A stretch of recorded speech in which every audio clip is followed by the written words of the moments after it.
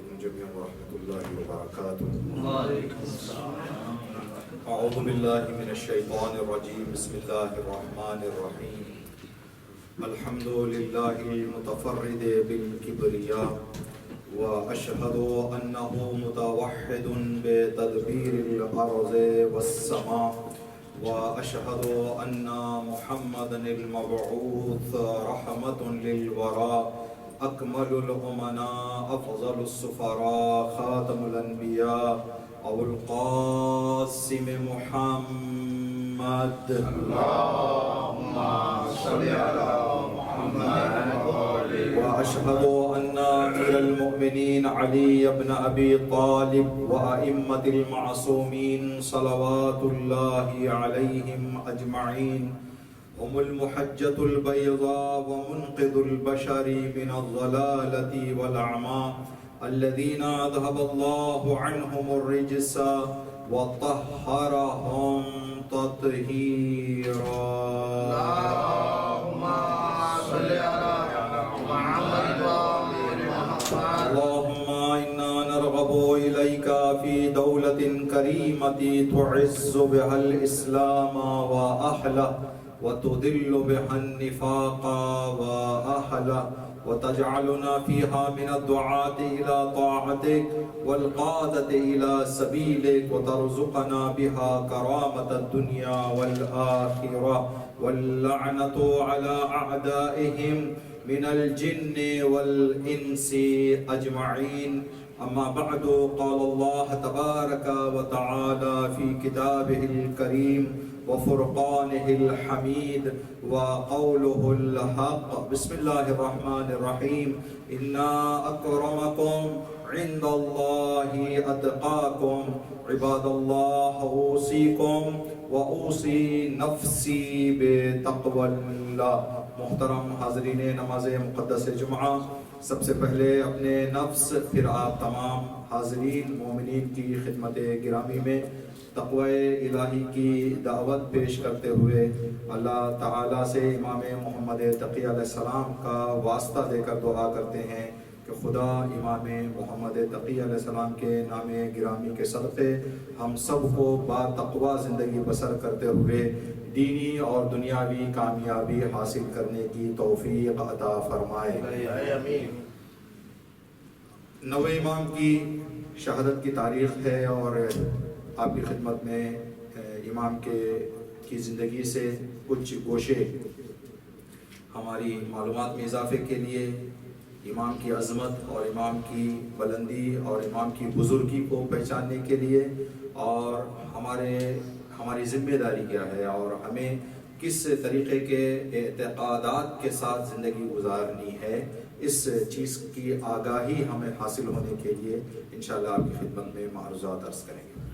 امام جو ہمارے عقیدے کے مطابق جو ہوتے ہیں، ان کی جو طاقت ہوتی ہے، ان کا جو اختیار ہوتا ہے، اس کو کہا جاتا ہے کہ اگر اللہ جسم بن کر زمین پر آ جائے تو جو کام اللہ کر سکتا ہے امام وہ کام کر سکتا ہے۔ جو صرف اتنا فرق ہے کہ اللہ کا جسم نہیں ہوتا، اماموں کا جسم ہوتا ہے۔ اللہ کی ولادت اور شہادت نہیں ہے، اماموں کی ولادت بھی ہے اور شہادت بھی ہے۔ اور خدا کا علم اور قدرت خود خدا کی ہے، اماموں کی قدرت خدا کی طرف سے دی ہوئی قدرت ہے۔ اب ہم کو کیسے پتا چلے کہ خدا کے پاس کتنا علم ہے؟ تو اس کو سمجھنے کے لیے اماموں کا انتظام کیا کہ جو علم ان کے پاس ہے میں نے ان کو عطا کیا ہے، تو اب خود میرے پاس علم کیسا ہے۔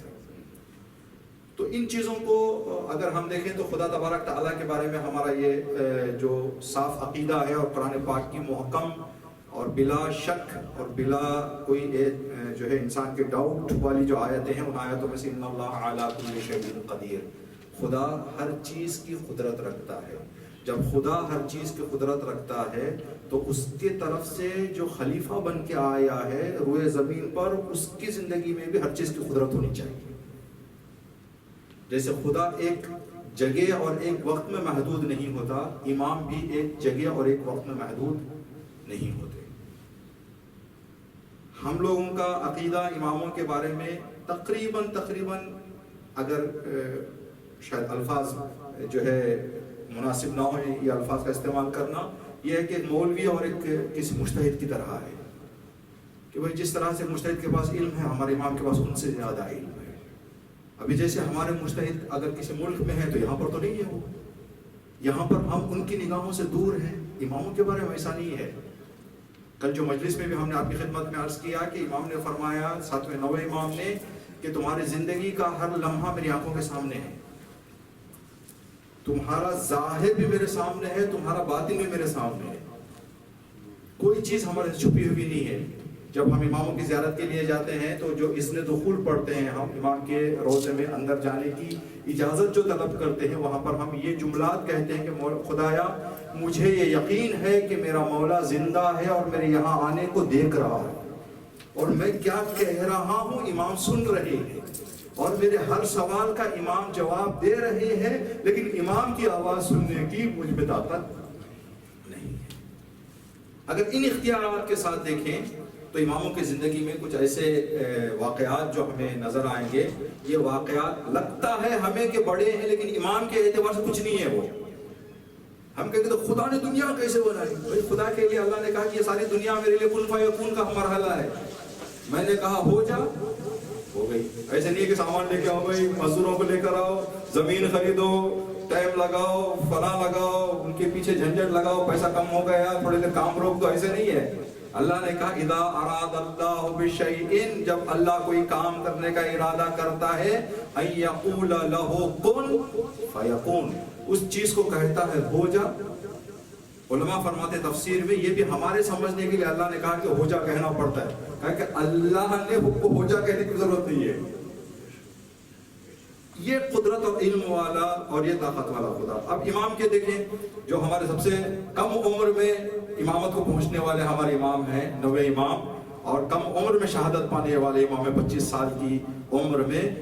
اس امام کے کچھ واقعات دیکھیں، انسان حیران ہو جائے گا. ایک بندہ ہے جس کا نام علی ابن خالد. یہ مذہبی اعتبار سے زیدی مذہب وہ مذہب ہے جو چوتھے امام کے بعد جنہوں نے 5ویں امام کی امامت کو قبول نہیں کیا. امام زین العابدین کے بیٹے زید کی جو ہے وہ امامت کے قائل ہو گئے. 5ویں امام، 6ٹھے امام، 7ویں امام، 8ویں امام کے وہ قائل ہیں. جو آج بھی تقریباً جو شیعہ زیدی ہیں وہ تو چوتھے امام کی نسل سے ہیں اور ان کے فرزند سے، لیکن 12 امام کے ماننے والے ہیں.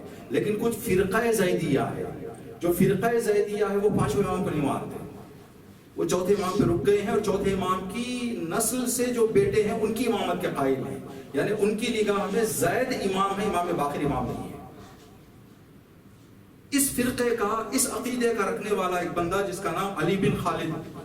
علی بن خالد کہتا ہے کہ میں سامرہ جو متوکل اور بنی امیہ کی حکومت کا کیپٹل تھا اس ٹائم پہ 7ویں 9ویں امام کے دور میں، میں کسی کام سے سامرہ میں سامرہ میں زندگی کرتا تھا. مجھے پتا چلا کہ ایک قیدی کو ہاتھ پیر پہ بیڑیاں ہتھکڑیاں ڈال کے کھینچ کے بڑی زبردستی کے ساتھ جو قید کر کے لایا جا رہا ہے شام سے، سرزمین شام سے قیدی کو لایا جا رہا ہے، جس کے ہاتھوں میں ہتھکڑیاں، پاؤں میں بیڑیاں، اور پورا میڈیا ہو گیا کہ بھائی بہت بڑے خطرناک قیدی کو لایا گیا ہے.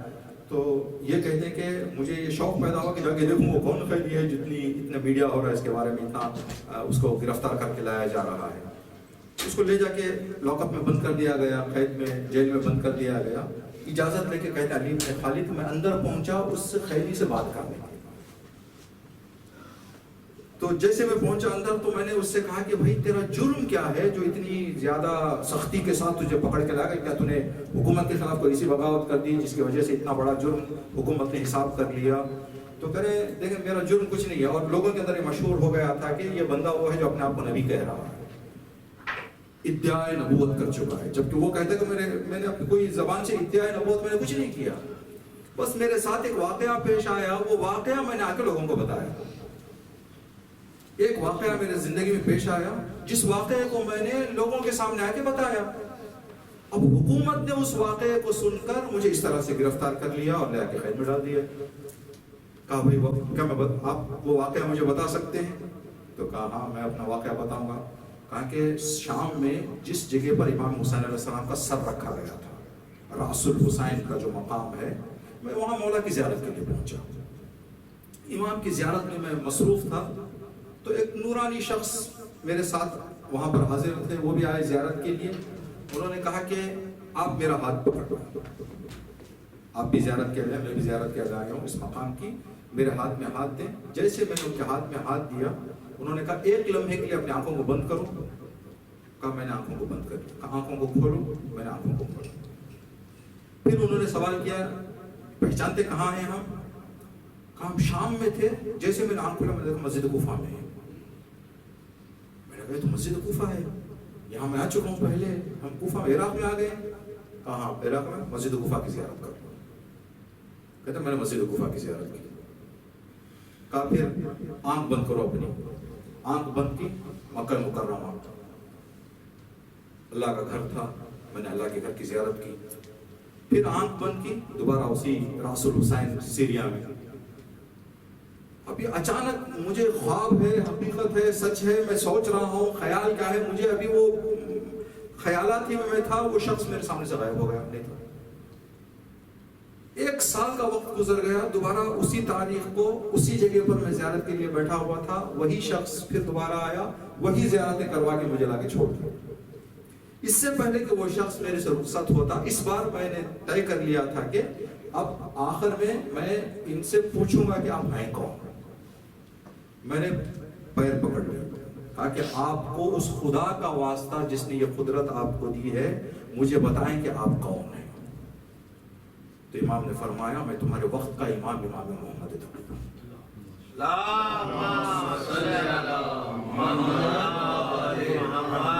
میں تمہارا وقت کا امام ہوں. میرے جد کے سر کی زیارت خلوص سے کرنے کے نتیجے میں میں نے تمہیں یہ انعام دیا ہے. یہ واقعہ جب مجھے پتا چل گیا کہ میرے مولا کے صدقے میں یہ طاقت اور یہ فضیلت مجھے حاصل ہوئی اور یہ زیارت مجھے حاصل ہوئی، میں نے لوگوں کو بتانا شروع کیا. جیسے لوگوں میں میڈیا بھی مجھے گرفتار کر لیا. اس وقت کے جو عباسی خلفاء تھے انہوں نے اس بندے سے کہا کہ اگر تمہارا واقعہ جو تم کہہ رہے ہو وہ سچ ہے تو جس بندے کو تم کہہ رہے ہو کہ تمہارا امام پلک جھپکنے میں سیریا سے عراق سے مکے سے سیریا لے کے چلا جاتا ہے، اسی امام سے کہو کہ آ کے جیل سے لے کے جائے تم. اگر تمہارا کہنا سچ ہے، اگر تم جیل سے اس طاقت سے نکل گئے تو ہم سمجھیں گے کہ تمہارا واقعہ سچ ہے.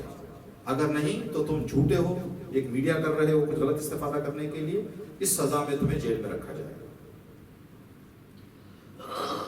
یہ بندہ جو زیدی تھا علی ابن خالد، وہ کہتے ہیں کہ میں باہر نکلا تاکہ امام تک یہ بات پہنچاؤں کہ مولا آپ کا چاہنے والا ہے کس طرح سے پریشان ہے، اس کی کچھ مدد کر دے. دوسرے دن دوبارہ اس کی خبر لینے کے لیے میں آیا کہ دیکھوں بندہ کیا حالت میں. تو پورے جیل میں کوئی اس کمرے میں جھانک رہا ہے، کوئی اس کمرے میں جھانک رہا ہے، کوئی آنگن میں دیکھ رہا ہے، کوئی کہیں کسی نیچے اوپر. کہا بھائی کیا ہوگا؟ وہ جو قیدی تھا وہ غائب ہو گیا. جیسے ہی قیدی غائب ہونے کی بات آئی تو ایک نمائندہ امام کا آ کر پیغام پہنچایا کہ جس امام نے اس کو کوفہ پہنچایا تھا وہی امام دے کر چلے گئے.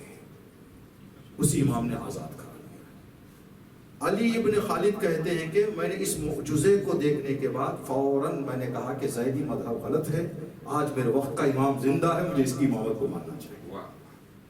میں نے امام محمد تقی علیہ السلام کی امامت کا اقرار کرتے ہوئے زید عقیدہ چھوڑ کے 12 اماموں کا عقیدہ میں نے اپنایا. یہ طاقت ہے ایمان کی، یہ قدرت ہے ایمان کی. یہ آج میرے لیے اور آپ کے لیے بھی ممکن ہے، لیکن ہمیں اس بندے کی طرح خلوص سے حاضری کی ضرورت ہے. اگر خلوص سے حاضری ہو تو امام محمد تقی علیہ السلام کا کرم، ان کی عنایت، ان کی نگاہ، ان کا لطف، ان کی رحمت آج بھی ملی. آج بھی ملی. یہ جو امام نے بتایا ہے، ہم یہ کہتے ہیں نعوذ باللہ استغفر اللہ، اعوذ باللہ. ایسا نہیں ہے کہ امام حسین علیہ السلام کی جب کربلا میں جو طاقت تھی آج ختم ہو گئی. اب امام میں وہ طاقت نہیں رہی کہ کسی گناہ گار کو ایک ملاقات میں نیک بنا دے حر کی طرح. آج بھی حسین تیار کھڑے ہیں لیکن حر کی طرح آنے والے نہیں ہیں. جس مصمم ارادے سے یزیدیت کو ترک کر کے لات مار کے حسینیت کو اپنایا ہے حر نے، اس طرح کا مضبوط ارادے والے آج نہیں. ورنہ حسین تو حر بنانے کے لیے تیار کھڑے ہوئے، حسین حبیب اپنانے کے لیے تیار کھڑے ہوئے. آج بھی اس لیے کہ امام حسین علیہ السلام کے جو جملے ہیں وہ جملے امام نے کربلا میں یہ نہیں فرمایا کہ کون ہے جو آج کے دن میری مدد کرے، امام نے آج کا دن نہیں فرمایا تھا، امام نے فرمایا حل من ناصر ینصرنی، ہے کوئی جو مجھ حسین کی مدد کرے، یعنی جب تک دنیا رہے گی یا حسین علیہ السلام کی آواز دنیا میں رہے گی، اور امام حسین علیہ السلام کے لیے نصرت کا دروازہ کھلا ہوا ہے۔ ہم جس سے نیک کام میں بھی آگے بڑھ جائیں، جس نیک کام کو بھی اپنائیں، گویا ہم امام حسین کی نصرت کر رہے ہیں، گویا ہم امام حسین علیہ السلام کی اس آواز پہ لبیک کہہ رہے ہیں۔ یہ ایک واقعہ جو امام محمد تقی علیہ السلام کی عظمت اور آپ کی بزرگی۔ ایک اور واقعہ جو امام سے ہمیں ملتا ہے، امام ہمیں اور آپ کو بتایا جاتا ہے یہ چیز ہے کہ ہمارے ائمہ جو ہیں، ہمارے امام جو ہیں، وہ ہم سے، ہمارے ماں باپ سے زیادہ ہماری محبت دل میں رکھتے ہیں۔ لیکن جو ماں باپ کا بتایا گیا، یہ دوسرے جو محبتیں ہوتی ہیں، وہ محبتیں جو ماں باپ کی محبتیں ہیں اس کی برابر ہی نہیں کر سکتے۔ ٹھیک ہے، آپ کہیں پر لے جا کے بچوں کو جو ڈے کیئر والے ہوتے ہیں، ڈے کیئر میں چھوڑ دیں تو وہ پیار کریں گے بچوں سے، لیکن وہ پیار ویسے نہیں ہوگا جو ماں باپ کا ہوتا ہے۔ ان کو ایک فیس لینی ہے، وہ فیس ادا کرنے کے لیے وہ ٹیک کیئر کریں گے، وہ دل سے اور وہ محبت کے ساتھ نہیں ہے ان کا وہ ڈے کیئر کی فیس ہے، وہ فیس ادا کرنا ہے، ان کو ٹائم جو ہے ان کو فل کرنا ہے، وہ ٹائم فل کرنے کے لیے محبت دکھائیں گے۔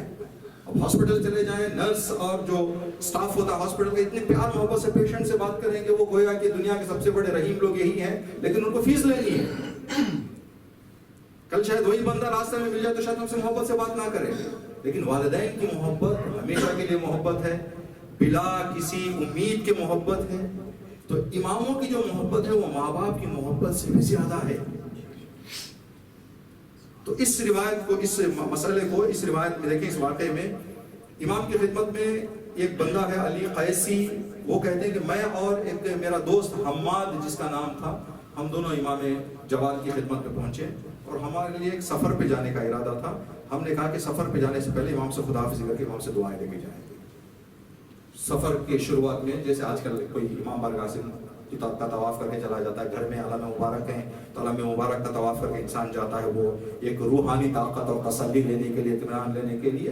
امام موجود تھے، امام حاضر تھے، شہر میں تھے، تو بندوں نے، دونوں نے، امام کے چاہنے والوں نے سوچا کہ جاتے جاتے امام کی دعائیں لے کے چلے جائیں گے، امام سے کہیں گے مولا آپ سفر پہ جا رہے ہیں، انشاءاللہ واپس میں ملاقات ہوگی، خداحافظی کر کے امام سے جائیں گے۔ جیسے امام کی خدمت میں پہنچے اور کہا کہ مولا ہم دونوں سفر پہ جا رہے ہیں، امام نے کہا کہ ایک دن کے لیے سفر ڈال دو، آج کے لیے رک جاؤ، کل نکلو سفر کے لیے، آج مت جاؤ۔ یہ دونوں شخص کو امام نے یہ پیغام دیا، علی قیسی کو اور حماد کو۔ یہ دونوں بندے ایسے تھے کہ کسی تجارت پہ جانے والے تھے۔ حماد کا جو پارسل تھا، جو اس کا مال تھا، وہ اس نے پہلے بھیج دیا۔ اس نے کہا اگر میں دیر پہنچوں تو کہیں پر رک نہ جائے، کوئی آدمی غلط استفادہ نہ کر جائے، تو اس نے علی قیسی سے کہا کہ میری مجبوری ہے، مجھے جانا ہی پڑے گا، اس لیے کہ میرا مال جو ہے نکل چکا ہے اور مجھے اسے جا کے ڈیلیوری لینے کے لیے وہاں پر اور جا کے مجھے ہینڈ اوور کرنے کے لیے مجھے جانا پڑ جائے گا، دیر کروں تو میں مسئلہ بن جائے گا میرے لیے۔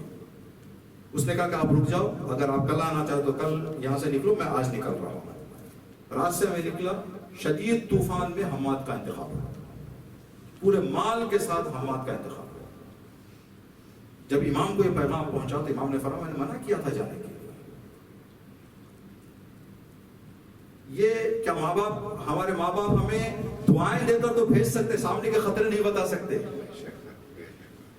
سامنے کے خطرے، ہر ماں اپنے بچے کو دعا دے کے بھیجتی ہے، ہر بچے اپنے باپ کو دعا دے کے بھیجتے ہیں، لیکن کئی ایسے ماں باپ ہیں جن کے دعاؤں کے بعد بھی بچوں کے جنازے گھر پہنچ گئے یا کوئی حادثہ ہو گیا بچوں کے ساتھ، انہیں آئندہ کی خبر نہیں ہے۔ امام نے منع کیا ہے تو اس کا مطلب یہ ہے کہ بندے کو اتنا عقیدہ رکھنا چاہیے تھا، میرا مال چلا جائے تو چلا جائے، میں امام کی مخالفت کیسے کروں۔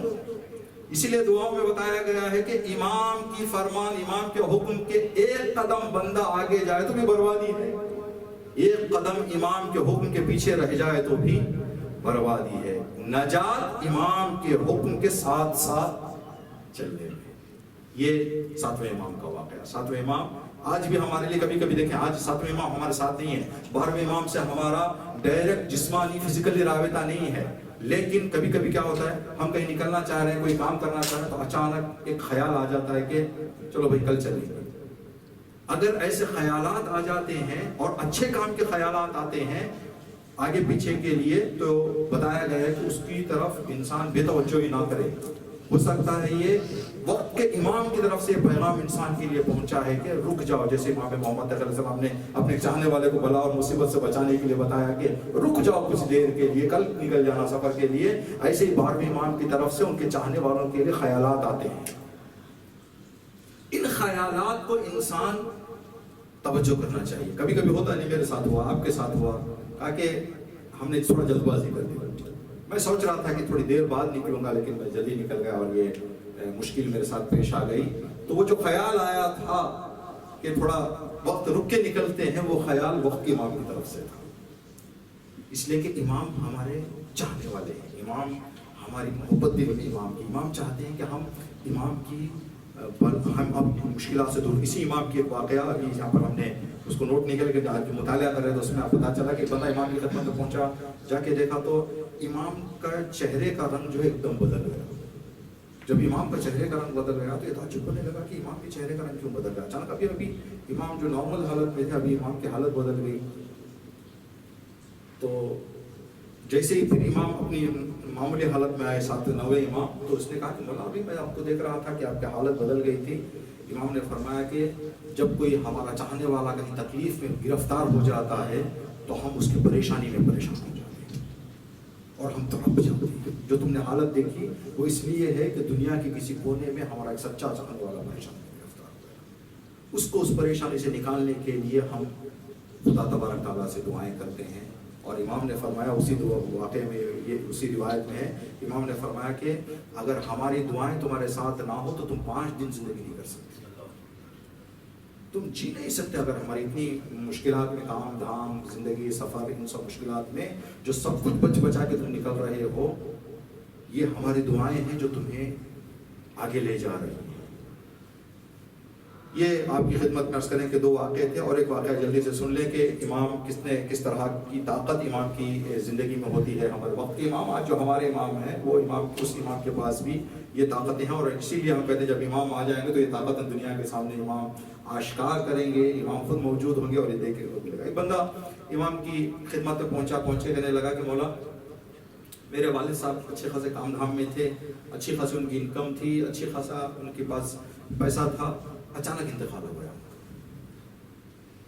اب وہ پیسہ, وہ مال, وہ جائیداد, وہ کاغذات کہاں رکھے مجھے پتا نہیں کہاں رکھے. مولا میرے بیوی بچے ہیں, لیکن میں جو ہے ابھی بھی زندگی میں سیٹل نہیں ہوا ہوں. مجھے تھوڑا سا سیٹل ہونے کے لیے اگر میرے والد صاحب کا جو میرا پیسہ ہے, میں وارث ہوں, وہ پیسہ مجھے مل جائے تو مجھے ایک مدد ہو جائے گی اچھی خاصی. آپ میرے امام ہیں, کیا آپ اس مشکل میں میری مدد کر دیں؟ امام نے فرمایا کہ آج رات مغرب کی نماز پڑھنے کے بعد, مغرب عشاء کی نماز پڑھنے کے بعد, ہم صلوات پڑھنے کے بعد, اللہ کی بارگاہ میں صلوات پڑھو, صلوات پڑھ کے اس صلوات کا ہدیہ اہل بیت کو کرنے کے بعد اپنے والد صاحب سے کہو کہ اے والد گرامی, اس صلوات کی برکت میں آج آپ میرے خواب میں آ کر بتائیں کہ کہاں حصہ ہو. یہ امام نے بتایا, 9ویں امام نے, کہ جاؤ رات میں یہ کام کرو. تو کہتا بندہ مغرب عشاء کی نماز میں نے پڑھی, صلوات پڑھی, امام کے جو امام نے طریقہ بتایا تھا اس طریقے سے سو گیا. تو والد صاحب خواب میں آئے اور انہوں نے بتایا بیٹا فلاں جگہ پہ فلاں بندے کے پاس میرا پیسہ پڑا ہوا ہے, جا کے اپنا پیسہ لے لو, لیکن ایک شرط, سارا پیسہ لے جا کر پہلے امام کے قدموں میں رکھو اور امام سے بتاؤ مولا آپ کا حکم ہوا تو میں اس کے خواب میں آ کے بتا رہا ہوں, ورنہ میں اس کے خواب میں آ کر بتانے والا نہ تھا. آپ کے حکم کے دیکھیں, امام کا اختیار مردوں تک چلتا ہے. امام کی بات مردوں پر بھی ماننا واجب ہے. امام کا حکم ہوا, آ گیا خواب میں, والد صاحب آ گئے اور آ کے انہوں نے بتایا کہ بیٹا مال یہاں پر ہے. ٹھیک ہے, یہ امام کی طاقت ہے ہماری. جس امام کے ہم ماننے والے ہیں ان طاقتوں کے حامل ہیں. اور افسوس کے ساتھ ہم کبھی کبھی یہ جملہ کہتے ہیں کہ اس طاقت اور اس قدرت اور اس اختیار کے رکھنے والے اماموں کو رکھتے ہوئے ہم پریشان زندگی کر رہے ہیں, ہم اختلافی زندگی کر رہے ہیں, ہم ایک دوسرے کے ساتھ جو ہے وہ تفرقہ اور ان چیزوں میں پڑے ہوئے ہیں. یہ انسان کے لیے افسوس کا مقام ہے کہ بھائی اس طرح کے ہمارے امام جنہوں نے یہ ساری طاقتیں اور قدرتیں اور اختیارات, علم, سب کچھ ہمارے سامنے بتایا, لیکن ہم ایک الگ ہی طریقے کی زندگی کریں. ایک اور روایت ہے، ایک دو روایتیں دیکھ لیں امام کی اور انشاءاللہ اسی پر بات کو ختم کریں گے۔ امام محمد تقی علیہ السلام اپنے زمانے امامت میں امام نے فرمایا، میں اس لمحے کو دیکھ کر آرام محسوس کرتا ہوں کہ ہمارا 12واں ظہور کرے گا، کعبے کے رکن اور مقام کے درمیان کھڑا ہوگا اور ان کے دائیں جبرائیل کھڑے ہو کر اعلان کریں گے کہ جو بھی خدا کے نمائندے کے ہاتھ میں بیعت کرنا چاہتا ہے وہ آ جائے، یعنی ہمارا فرزند 12ویں امام۔ تو یہ جو ہمیں بتایا جاتا ہے، خود 9ویں امام کی حدیث ہے کہ اللہ کی عبادتوں میں سب سے عظیم عبادت 12ویں امام کا انتظار کرنا ہے۔ خود امام بھی انتظار کر رہے ہیں۔ امام نے کہا کہ مجھے وہ منظر مجھے یاد آتا ہے، جیسے کہ میں دیکھ رہا ہوں کہ ہمارا بیٹا امام زمانہ جو ہے کعبے میں ظہور کر چکے ہیں اور ان کے داہنے طرف جبرائیل کھڑے ہو کر دنیا کو اعلان کر رہے ہیں، اے دنیا والوں، جو بھی خدا کے ہاتھ میں خدا کی بیعت کرنا چاہتا ہے وہ امام زمانہ کے ہاتھ میں بیعت کر لیں۔ تو انتظار کے لیے ہم یہ جملہ معمولاً جب انتظار کی بات آتی ہے تو عرض کیا کرتے ہیں کہ دیکھیں انتظار میں ایک توضیح ہے، ایک وضاحت ہے، جس وضاحت کو ہمیں آپ کی خدمت میں عرض کریں کہ جاننا اور اس کی طرف توجہ کرنا ضروری ہے۔ وہ توضیح یہ ہے کہ بندہ جو ویٹ کرتا ہے نا، انتظار کرتا ہے نا، تو وہ ایک حالت کی کمیوں کو، عیبوں کو، وہاں پریشانیوں کو سمجھ کے اس سے بہتر حالت کے انتظار میں رہتا ہے انسان۔ وہی انسان صحیح انتظار کر رہا ہوگا جو انسان اپنی موجودہ حالت کی پریشانیوں کو سمجھ چکا ہو اور اس سے بہتر حالت کے انتظار میں رہتا ہے۔ جس کو موجودہ زمانے کے حالات کی پریشانیوں کی خبر ہی نہیں، اس کی زندگی میں انتظار کا کانسیپٹ ہی نہیں آ سکتا۔ ہم مثال دیتے ہیں اس کے لیے، سمجھیں کہ اگر کسی 7-8 سال کے بچوں کے لیے آج کے دور میں، اب پہلے زمانے میں کیا ہوتا تھا، بچے جو ہے وہ ماں باپ سے اتنا چپک جاتے تھے، جہاں جہاں جانا ان کو لے کے جاتے تھے۔ آج بچوں کے ہاتھ میں یہ دے دیں، امی بھی چلے جائے، ابا بھی چلا جائے، ہم بیٹھ جائیں گے 2 گھنٹے 3 گھنٹے کے لیے۔ یہ سب کچھ تو یہ اس میں بچوں کا ٹائم وقت سب اس میں گزر جاتا ہے۔ اگر کوئی ماں باپ 1-2 چپس کے پیکٹ اور ایک موبائل بچوں کے ہاتھ میں دے کر کہیں کہ بیٹا 2 گھنٹے کے لیے ہم واپس جا رہے ہیں مارکیٹ میں، ہم آ جائیں گے، تو گھر میں آرام سے بیٹھ جائے گا۔ اب جو بچہ امی کے جانے پہ، والد کے جانے پہ موبائل میں گیم دیکھ رہا ہے، کھیل رہا ہے، یا کوئی بھی کارٹون دیکھ رہا ہے، چپس کھا رہا ہے، وہ اپنے مزے میں ہے، اچانک اسی وقت جو ہے اس نے دیکھا کہ ایک چوہا سامنے آ گیا، اس کے آزو بازو ایک چوہا نظر آ گیا۔ اب تک جو بچہ موبائل میں مگن تھا، چپس میں بزی تھا، لطف لے رہا تھا، وہ چپس کو بھی چھوڑ دے گا، موبائل کو بھی چھوڑ دے گا، سیدھے کال لگا، امی کب آؤ گے؟ امی کہاں ہو؟ بابا کہاں ہے آپ؟ آدھے گھنٹے تک بابا بابا نہیں کہہ رہا تھا، یہ اس لیے کہ اس کو موبائل سے مزہ دے رہا تھا، مزہ مل رہا تھا، اس کو یہ لطف دے رہا تھا، تو اس نے نہ باپ کو یاد کیا نہ ماں کو یاد کیا۔ جیسے پریشانی کا سامنا اس نے کیا، موبائل چھوڑ دیا، ابو کب آ رہے ہیں آپ؟ بیٹا 10 منٹ میں آ رہے ہیں، پھر 5 منٹ 10 منٹ فون کر، بابو کہاں تک پہنچے؟ بیٹا آ رہے، کیوں؟ اس لیے خطا محسوس کر لیا اس نے۔ جب بچے نے اپنی موجودہ حالت میں خطرے کو دیکھا تو ماں باپ کا انتظار کرنا شروع کیا، وہ بھی شدت کے ساتھ۔ اگر ہم امام کا سچا انتظار کر رہے ہیں تو زمانے کی مشکلات کی ہمیں درک ہونا چاہیے کہ ہم مشکلات میں زندگی کر رہے ہیں۔ میں آرام سے ہوں، میرا کاروبار صحیح چل رہا ہے تو میرے مسئلے کا نہیں ہے، میرا بھائی پریشان ہے، میں آرام سے رہ کے کیا کروں؟ میرا پڑوس والا پریشان ہے۔ جب 12ویں امام آ جائیں گے تو کوئی پریشان نظر نہیں آئے گا دنیا میں۔ اگر ہم دوسروں کی، اسی لیے بتایا گیا ہے نا کہ مومن اگر سچا مومن ہے تو دوسرے کے درد کو اپنا درد سمجھ کے احساس کرے۔ اگر یہ احساس ہے تو سچا مومن ہے۔ کہا کہ مومنین ایک بدن کی طرح ہیں، سارے مومنین ایک باڈی ہے، باڈی کا ایک پارٹ اگر زخمی ہو جائے تو سارا بدن پریشان ہو جاتا ہے۔ بدن ایسے نہیں ہے، ہاتھ درد ہوتا ہے، ہاتھ کو درد مجھے کیا لینا، پیر سو رہا ہے آرام سے بیٹھے کے، سر کہہ کے آرام سے، نہیں، سارا بدن جاگتا رہے گا، پریشان رہے گا۔ تو انشاءاللہ اگر انتظار خود 9ویں امام بھی انتظار میں آپ نے زندگی گزاری اور انتظار کا حکم بھی دیا امام نے، فرمایا کہ اصل عبادت انتظار ہے۔ 2-3 روایتیں اور جو امام کی ہیں بہت مختصر، جس کا یہ ہے، لیکن کوئی بھی چیز جو ہوتی ہے نا اس کی ایک پیور اس کی ایک کوالٹی والی چیز ہوتی ہے، اس کا ایک کاپی ریٹ ہوتا ہے، یا کوئی بھی اس کی سیکنڈ گریڈ کے تھرڈ گریڈ کی چیزیں بھی آ جاتی ہیں دنیا میں. ابھی ہمارے کچھ مہمان آئے ہوئے یہاں پر جو اس کے جواہرات کے بزنس میں ہو جائے. ایک ہی قسم زمرد آپ 100 روپے سے لے کے جو ہے آپ کو 1 لاکھ روپے 5 لاکھ روپے 10 لاکھ روپے تک مل جائے گا. تو جو نیچے والی کوالٹی کا ہے وہ 100 روپے کا ہے، جو اوپر جیسے جیسے کوالٹی اس کی بڑھتی جائے گی ویسے ویسے اس کی قیمت بھی کیا ہوتی جائے گی، بڑھتی جائے گی. جو سب سے بڑی قیمت کی ہوگی نا اس کو کہتے ہیں وہ زمرد کی کمال کی چیز ہے. وہ اس صنف کا اس چیز کا جو کمال ہے. امام نے 5 چیزوں کی ہے، 11-12 چیزوں کی بتائیں، ہم نے 5 چیزوں کا انتخاب کیا ہے. امام نے کہا کہ اگر کسی انسان کی زندگی میں انصاف ہے تو انصاف معمولی اس کا بھی درجے کا بھی ہے، درمیانی درجے کا بھی ہے، اعلی درجے کا بھی ہے. امام نے فرمایا وہ اعلی درجے کا انصاف انسان کی زندگی میں یہ ہے کہ انسان حق کو تسلیم کر لے چاہے اس کو برائی لگے. میرے نظریے کے مطابق ہے لیکن بات حق ہے، اس کو قبول کر لینا امام نے فرمایا کہ انصاف کا کمال ہے. یہ انصاف کی معراج ہے کہ انسان حق واضح ہو جانے کے بعد اس کو تسلیم کرنے سے پیچھے نہ ہٹے. یہ بہت بڑا مسئلہ ہے زندگیوں کے لیے کہ انسان کسی چیز کی حقانیت کو کسی کی زبان سے سن لے اور اس کو حق سمجھنے کے بعد تسلیم کرے. بہت بڑا چیلنج ہے انسان. وہ کہتا ہے کہ بھائی میری بات یہاں پر دب جائے گی، میری بات بے قیمت ہو جائے گی. تو یہ چیز جو انسان کے لیے تو کمال انصاف یہ ہے کہ انسان حق واضح ہونے کے بعد اس کو تسلیم کرے، انکار نہ کرے.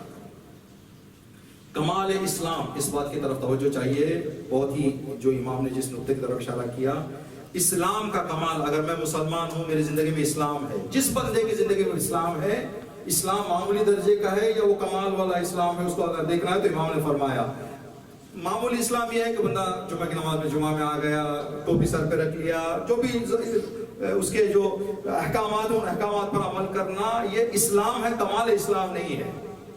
اگر ان چیزوں کے ساتھ کمال اسلام ہمارے پاس ہے یا نہیں، اس کو دیکھنا ہے. تو امام نے فرمایا اسلام کا کمال فضول باتوں سے پرہیز کرنا ہے. انسان فضول باتیں نہ کرے. فضول کہنا ایکسٹرا جو بے فائدہ باتیں ہیں. ہم اور ایک دوسرے بندے بیٹھ کے گھنٹے گھنٹے گپ شپ لگا رہے ہیں، ان ساری 2 گھنٹے کی بیٹھک سے نہ میرا کوئی فائدہ ہو نہ بندے کا کوئی فائدہ ہو. یہ فضول باتیں ہیں. دین میں بحث نہ کریں. اگر دینی مسائل میں انسان کے پاس علم ہے تو زبان کھولیں، ورنہ علم نہ ہوتے ہوئے اسلام اور دین کے باتوں میں آرگومنٹ نہ کرے. انسان بیٹھ کر انسان بیٹھے کہ یہ صحیح ہے، یہ غلط ہے، یہ فلاں نے کیوں کیا، یہ نے کیوں کیا. یہ امام نے کہا کہ یہ اسلام کے نچلے درجے کی نشانی ہے کہ انسان علم نہ رکھتے ہوئے بھی اسلام کے بارے میں کامنٹس شروع کر دے، اسلام کے بارے میں احکامات کے بارے میں بتانا شروع کر دے. اور امام نے جو آخری میں بتایا، کہا کہ کمال اسلام یہ ہے کہ انسان اسلام کو کوئی کام دکھاوے کے لیے نہ کرے. جو کام بھی کر رہا ہے وہ ایک دینی ذمہ داری سمجھ کر خدا کو راضی کرنے کے لیے کرے، دکھاوے کے لیے نہ کرے. اگر اس معیار پر دیکھیں تو وہ کمال والے مسلمان کتنے ہیں آج، اور وہ لو گریڈ والے مسلمان کتنے ہیں. امام نے فرمایا اخلاق کا کمال یہ ہے کہ انسان کسی کو دکھ اور تکلیف نہ پہنچائے. کون انسان با ادب ہے؟ ادب کا کمال یہ ہے کہ انسان کسی کو دکھ تکلیف نہ دے. اگر کسی کو دکھ تکلیف دے رہا ہے، انسان چاہے جتنی بھی نرمی سے بات کر لے، جتنا بھی اچھے حلیہ اپنا لے، امام نے فرمایا کہ یہ چیز اس کے اندر کمال ادب نہیں ہے. امام نے آگے فرمایا کہ اگر کوئی آدمی جوان مرد ہے، جوان مردی کا کمال یہ ہے کہ ایسے کاموں کے نزدیک نہ جائے جو اس کی شان کو گھٹا دے. کوئی ایسا کام جس کو کرنے سے انسان کی عزت، انسان کے وقار اور انسان کی شان کو نقصان پہنچے گا. امام نے فرمایا کہ انسان اگر جوان مرد ہے تو ان چیزوں کے سامنے نہیں جانا ہے. زور سے بات کر دینا، کسی کے سامنے چیخنا چلانا جوان مردی نہیں ہے. بلکہ ذلت کے کاموں سے پرہیز کرنا امام نے فرمایا جوان مردی ہے۔ آخری دو روایتیں جو اسی کمال کے حوالے سے امام نے فرمایا کہ اگر کسی سے دوستی ہوتی ہے تو دوستی کا کمال یہ ہے کہ ہر چیز دوستی میں رابطہ مضبوط ہونے کی طرف جائے، رابطہ کمزور ہونے کی طرف نہ جائے۔ ایک بندے نے اگر امام سے سوال کیا، مولا وہ بندہ تو مجھے بہت زیادہ کہتا ہے میں تو تمہیں میرے دل میں بسے ہوئے ہو، میں تمہیں بہت چاہتا ہوں، میں تمہارے بغیر جی نہیں سکتا، یہ میرا دوست جو ہے بہت ہی زیادہ مجھے محبت کا اظہار کر رہا ہے، مجھے تھوڑا سا یقین کرنا مشکل ہو رہا ہے مولا، کیا سچ ہے وہ جو کہہ رہا ہے؟ آپ امام میں بتا دیں اس کے دل میں صحیح اتنی محبت ہے جتنی وہ بتا رہا ہے؟ امام نے فرمایا کہ تیرے دل میں جتنی اس کی محبت اس کے دل میں اتنی ہے، اس لیے کہ محبت دو طرفہ ہوتی ہے، ایک طرف نہیں ہوتی۔ جتنا ابھی ہم یہ مثال عرض کیا کرتے ہیں، خدا جانے قربان ہو جائے ہمارے اس رابطوں پر، جب ہم بچے تھے تو ہمارے ماں باپ اپنے موبائل کے اسکرین شاٹ اس پہ جو ہے اسکرین پہ بچوں کے فوٹو رکھ لیتے ہیں، جب بچے بڑے ہوتے تو ماں باپ کی فوٹو رکھ لیتے۔ یہ رابطہ دو طرف کا ہوتا ہے، ماں باپ بچے کو جتنا چاہتے ہیں، بچہ بڑا ہونے کے بعد ماں باپ کو اتنا چاہتا ہے۔ موبائل کی اسکرین پہ کس کی فوٹو ہے؟ بچوں کی فوٹو ہے۔ ماں باپ کے زندگی میں بچوں کی فوٹو ہے، جب بچے بڑے ہو جاتے ہیں تو ان کے اس میں جو ہے وہ کس کی فوٹو رکھ لیتے ہیں؟ ماں باپ کے رکھ لیتے ہیں۔ یہ دو طرف کی محبت ہے، ٹھیک ہے۔ امام نے فرمایا کہ وہ جتنا بھی کہنا ہے کہنے تو دیکھو تمہارے اندر کتنے پرسنٹ ہے، جتنی پرسنٹ ہے اتنا ہی توڑو سامنے ادھر اس کی زیادہ باتوں کو چھوڑ دو اس کی۔ تو امام نے فرمایا کہ دوستی کا کمال یہ ہے کہ انسان مسئلے مسائل کو دوستی کے ناطے اور رشتے میں ایسے لے کے جائے آگے کہ رابطہ مضبوط ہو، رابطہ کمزور نہ ہو۔ اگر وعدہ کیا بندے نے تو وعدہ پورا کرے، اگر وعدہ پورا نہیں کیا تو کم از کم اطلاع کر دے کہ بھائی میں نے وعدہ کیا تھا آپ کو کہ کل پہنچوں گا، معافی چاہتا ہوں، میں مجھے کوئی ضروری کام آ گیا، وہ بھی جو سچائی ہے، وہ جھوٹ نہیں۔ جھوٹ نہیں، ایسے نہیں کہ ایک اور دوست کے یہاں کوئی الگ کام ہو گیا تو ادھر سے بہانے بنا دیا کہ میں کہیں بزی ہو گیا ہوں، یہ طرح کے لیے کہیں نہ کہیں ایک دن بات باہر آ جائے گی۔ امام کا یہ جملہ ہے کہ انسان کو سامنے جب باتوں کو پردے ڈالے جاتے ہیں تو کہا کہ جتنے بھی آپ پردے ڈالیں ایک نہ ایک دن تمہاری زندگی کے پردے ہٹ جائیں گے، دنیا کو حقیقت جو ہے وہ پتا چلے گا۔ آخری امام نے فرمایا کہ اگر کوئی انسان تندرست اور سلامت ہے یا نہیں ہے دیکھنا چاہتا ہے تو ہلکی سی بیماریاں آج کل جو ہیں کامن بیماریاں، ان کا ہونا الگ چیز ہے، لیکن سلامت فکری، انسان کی فکر سلامت ہے یا نہیں، اس کو دیکھنے کے لیے امام نے فرمایا کہ انسان دیکھے کمال سلامتی کیا ہے۔ امام نے فرمایا کہ سلامتی انسان کے عقل کی سلامتی کی نشانی یہ ہے دوسروں کے عیب ڈھونڈنے کے بجائے یہ دیکھے کہ میرے اندر کمیاں کیا ہیں، میری کمیاں کیا ہیں، دوسروں پر انگلی اٹھانے کے بجائے انسان اپنی کمیوں پر اگر توجہ کرنا شروع کر دے تو اس کا مطلب یہ ہے کہ اس کی عقل کی سلامتی کمال میں ہے۔ ہر بندے کے اوپر اعتراض، ہر بندے کے اوپر تنقید ہے، اس نے فلاں کر دیا، اس نے یہ کر دیا، اس نے وہ کر دیا، یہ عقل کا بیمار ہے۔ یہ وہ بندہ ہے جس کی عقل سلامت نہیں ہے، امام نووی امام کے حدیث کے بقول۔ انشاءاللہ جو چیزیں کمال کی امام نے بتائی، ان کمال والی چیزوں کو اپنا کر ہم کمال کے ماننے والے ہیں تو ہم کو بھی کمال تک پہنچنا چاہیے۔ کمال کا ماننے والا، کمال والا امام رکھنے والا پستی میں زندگی کرنا یہ زیب نہیں دیتا ہے۔ خدا تبارک تعالیٰ امام محمد علیہ السلام کے جو طاقتوں کو، جو قدرتوں کو، جو اختیارات کو ہم نے سنا، خدا انشاءاللہ امام کی لطف کرم ہمیشہ ہماری زندگی میں شاید ہم کو محسوس نہ ہو، لیکن جو نگاہ کرم اہل بیت کی ہماری زندگیوں پہ ہے، خدا اس کو ہماری زندگیوں میں انشاءاللہ ہماری زندگی میں آخری دم تک، ہمارے بچوں میں، ہماری نسلوں میں، آخری زمانے کے لمحے تک خدا قائم اور دائم رکھے، اور ہمیشہ ہم کو اہل بیت کے سایہ رحمت میں، سایہ لطف میں، سایہ کرم میں زندگی کرنے کی توفیق عطا کرے انشاءاللہ۔ خدا امام کا ظہور فرما کر جو اس کی قدرت ہے، اس کی کاملہ قدرت کاملہ کو دنیا میں عیان فرماتے ہوئے ہم سب کو جو کارنامے ہم سن رہے ہیں امام کے حاضر ہونے کے بعد، وہ کارنامے دیکھنے کا موقع اللہ ہم کو عطا فرمائے۔ وہ زمانہ ہو کہ ہمارا امام ہو اور اس طرح کے معجزات امام دکھا رہے ہوں اور ہم امام کے سامنے کھڑے ہو کر وہ معجزات اپنی آنکھوں سے دیکھ کر خوشی یہ کر رہے ہوں کہ بھائی ہمارا مولا ہمارے سامنے ہے اور ہم کیا دیکھ رہے ہیں، جو امام کی کرامات اور اختیارات اور معجزات ہیں۔ خدا امام کا جلد از جلد ظہور فرما، امام کے ظہور سے دنیا سے ظلم و جور کا خاتمہ فرما۔ بسم اللہ الرحمن الرحیم، انا اعطیناک الکوثر فصل لربک وانحر ان شانئک هو الابتر۔